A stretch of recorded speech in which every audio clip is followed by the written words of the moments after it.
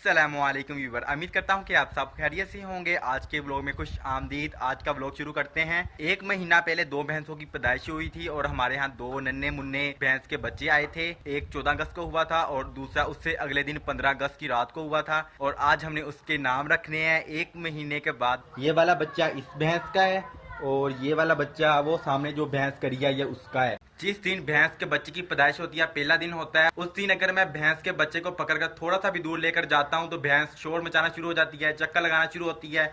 अगर आपने पिछले व्लॉग देखे हैं तो आपने देख ही लिया होगा। लेकिन अब हमारी मजबूरी ये है कि हमें भैंस के बच्चों को थोड़ा सा दूर बांधना पड़ता है। अगर हम उनके करीब बांधेंगे तो वो उनका दूध पीना शुरू हो जाते हैं, जिस वजह से भैंस बीमार हो जाती है। हम दिन में भैंस का सिर्फ 2 टाइम दूध निकालते हैं, एक सुबह के वक्त और एक शाम के वक्त। आधा हम बच्चों को दूध पिला देते हैं और आधा निकाल लेते हैं। सबसे पहले इनको नहलाएंगे, उसके बाद इनके नाम रखेंगे। इब्राहिम इसको खोलेगा बच्चे को, फिर इसको हम नहलाते हैं।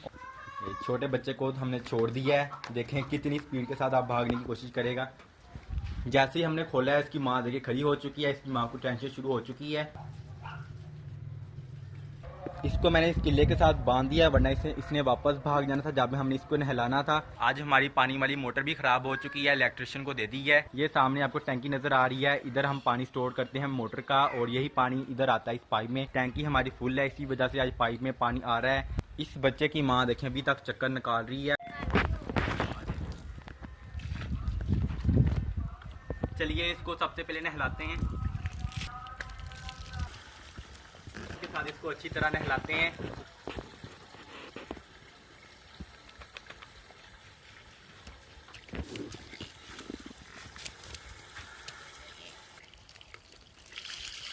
एक बच्चे को अच्छी तरह नहला दिया है। पहले बहुत ज़्यादा छलांगे लगा रहा था, जब मैंने इसके ऊपर पानी फेंकना शुरू किया तो फिर आहिस्ता आहिस्ता सुकून के साथ खड़ा हो चुका था। अब दूसरे बच्चे को मैं लेकर आता हूँ, उसको नहलाता हूँ, फिर इन दोनों के हम इकट्ठे नाम रखेंगे।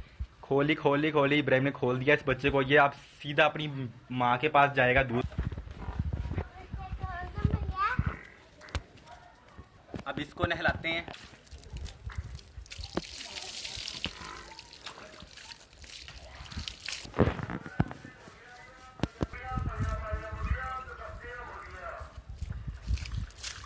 इन छोटों को मैंने एक किले के साथ बांधा हुआ है, देखें कितने प्यार के साथ खड़े हैं।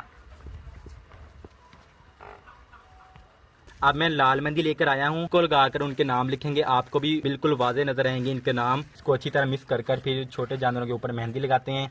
लाल मेहंदी बिल्कुल तैयार है, आप छोटे जानवरों का लगाते हैं और इनके नाम रखते हैं।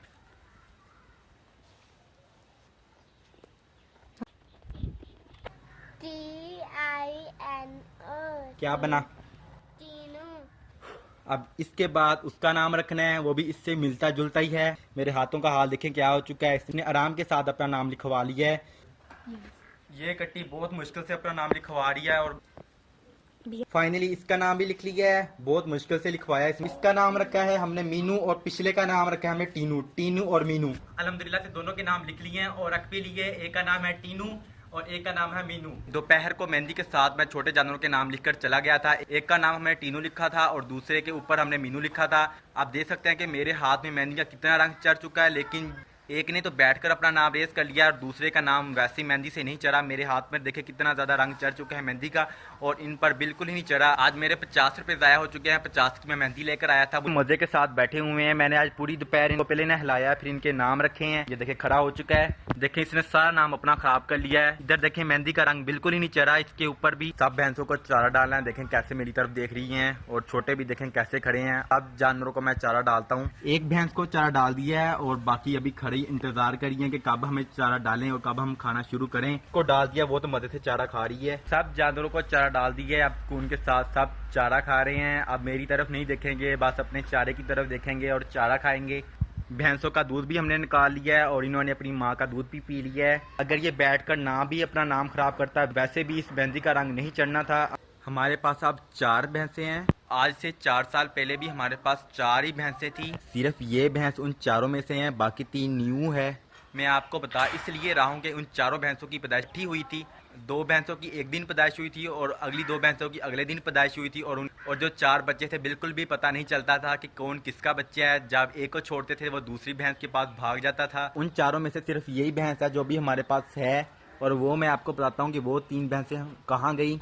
उन 3 भैंसों में से 2 भैंसों को हमने बेच दिया था। एक भैंस को हमने इसलिए बेचा था कि वो दोबारा माँ नहीं बन सकती, और एक को हमने बेच दिया था, उस वक्त हमें पैसों की ज़रूरत थी। और तीसरी भैंस के साथ ये हुआ था कि वो हमारी बीमारी की वजह से मर चुकी थी। आधा चारा हमने रेडी से उतार कर मशीन के साथ काट कर जानवरों को डाल दिया और जानवर चारा खा रहे हैं, और बाकी जो आधा चारा है ये हमने रात को काटना है और सुबह को सब जानवरों को डालना है। उम्मीद करता हूँ कि आपको ये मेरा व्लॉग पसंद आया होगा। अगर पसंद आया है तो वीडियो को लाइक लाजमी कीजिए और चैनल को सब्सक्राइब करना ना भूलिएगा। मिलते हैं एक नई और अच्छी वीडियो में। अल्लाह हाफिज़।